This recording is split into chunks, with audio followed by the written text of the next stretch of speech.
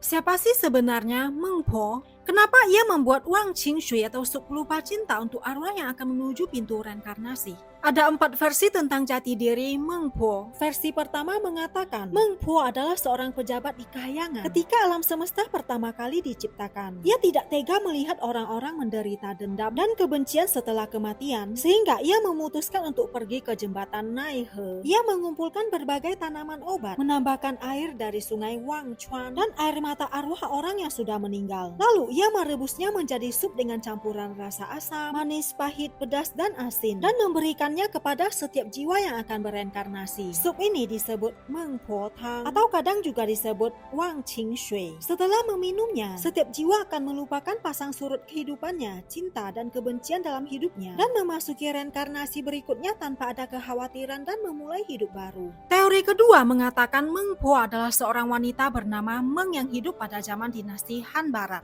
Ia tidak peduli dengan masa lalu atau masa depan, tetapi berdedikasi untuk membujuk orang berbuat baik. Setelah ia meninggal, Kaisar Langit mengangkatnya sebagai dewa dunia bawah dan menugaskannya untuk menghapus ingatan para arwah. Generasi-generasi selanjutnya tidak lagi mengetahui nama aslinya, hanya mengetahui marganya Meng dan memanggilnya Meng Po. Sementara teori ketiga mengatakan Meng Po bernama Meng Jiangnu. Selama ribuan tahun, tembok besar dibangun oleh berbagai dinasti yang berkuasa. Tentu saja itu bukan hal yang mudah, di mana ada banyak sekali pekerja yang meninggal dan jasadnya ditumpuk di bawah tembok besar. Konon salah satu pekerja yang tewas adalah suami Meng Jiangnu, dan malangnya ia tidak pernah menemukan jasad suaminya. Demi untuk melupakan ingatannya, ia pun secara khusus membuat sup Meng Po dengan harapan dapat melupakan semua kepiluan di kehidupan masa lalunya. Siapa sangka kisahnya menyentuh hati Kaisar Langit yang kemudian menyelamatkannya dari penderitaan reinkarnasi dan mengizinkannya membuat sup Meng Po di dekat jembatan Naihe untuk membantu para arwah menghapus ingatan kehidupan lampau mereka. Nah, inilah yang menjadi catatan paling awal tentang Meng Po. Tapi tahukah kalian guys,